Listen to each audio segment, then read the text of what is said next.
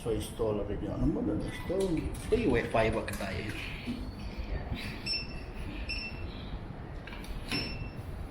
Ke app kita. Email breaknya dulu. Thumbprint kita.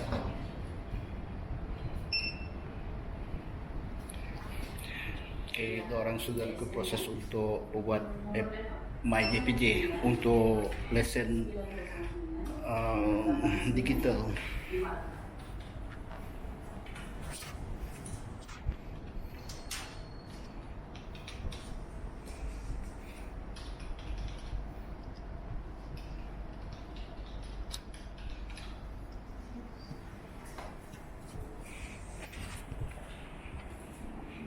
Dah app MyJPJ. Iya, banyak. Udah penolong senar enggak? Apa hal di delete? Aku udah ada keperluan. Pergi luar dulu. Yuk kau lain keluar lagi. Ini enggak selalu ke pose pendia. Dah.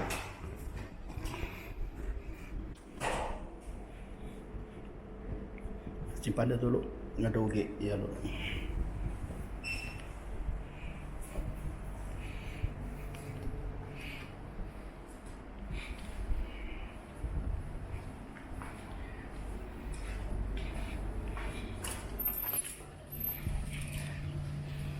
Okay, hari itu ujian praktikal JPJ 8 Disember. Aku bisa ngajar 4 ikut student. Ikut masuk ke adik ngaga app MyJPJ. Leban apabila ngaga app MyJPJ, lesen dia lah automatic dalam sistem. Sudah 3 lagi ngadu tadi.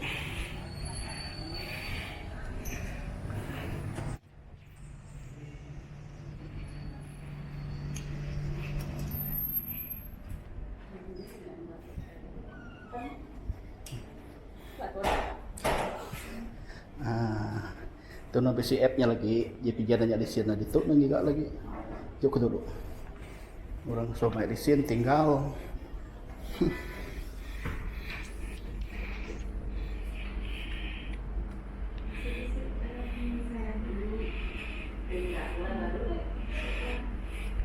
Tendok mah ku ngajong tu kawah kian ku ngajong. Au.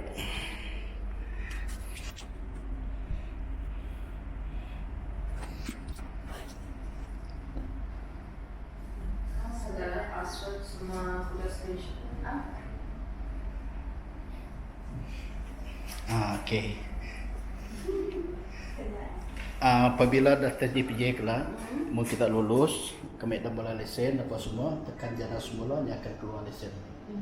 Tekan tak jana semula. Kelak termasuk pakai tu aja lah.